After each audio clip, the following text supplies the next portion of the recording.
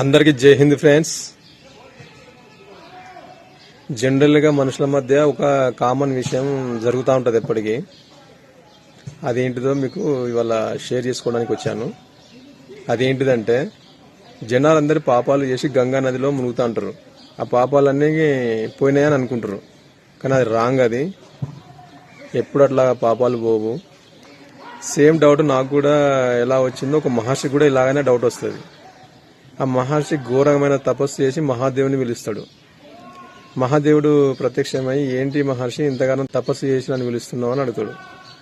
అంటే ఆ మహర్షి అంటాడు, జనాలందరూ పాపాలు చేసి గంగాలో మునుగుతుండ్రు, పాపాలన్నీ గంగాదేవికి అంటుకుంటాయి కదా అని అడుగుతాడు.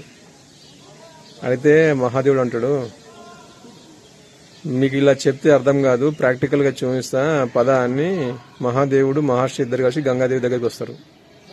గంగాదేవిని పిలుస్తారు. పిలిస్తే గంగాదేవి అంటది, మహాదేవ, ఈ పాపాలకు నాకు ఎటువంటి సంబంధం లేదు, ఈ పాపాలన్నీ పారుకుంటూ పోయి సముద్రంలో కలుస్తాయి అని గంగాదేవి చెప్తుంది.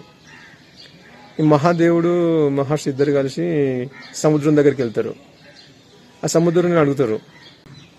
సముద్రుడు అంటాడు, మహాదేవ, ఈ పాపాలకు నాకు ఎటువంటి సంబంధం లేదు, ఈ పాపాలన్నీ మేఘాల రూపంలో నేను పైనకి పంపిస్తా అని సముద్రుడు అంటాడు. సరే అని ఆ నుంచి మేఘాల దగ్గరికి వెళ్తారు వీళ్ళు. అక్కడ మేఘాలను అడుగుతారు మహాదేవుడు.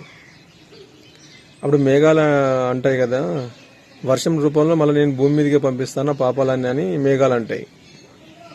అప్పుడు మహర్షికి తెలిసి వస్తుంది ఏమని, ఎవరు చేసిన పాపం వాడికి తిరిగి రిటర్న్ గిఫ్ట్గా వస్తుంది అని. ఆ వర్షాలు కురవడం వల్ల పంటలు పండితే పంటలు అందరు తినేస్తారు. అంటే పంటల రూపంలో ఎవరి పాపం వానికి తగులుతూనే ఉంటుంది మళ్ళీ. అంటే ఇవాళ డబ్బు, బలం, బలగం ఉందని అహంకారంతో సమాజంలో తక్కువ ఉన్నవాడిని తొక్కేయడం,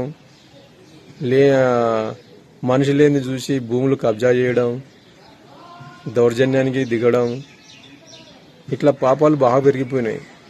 వీళ్ళకు ఖచ్చితంగా శిక్ష పడుతుంది ఏదో ఒక రోజు. ఇలా ఉన్నదాన్ని ఎగిరిపడద్దు, లేదని బాధపడకూడదు.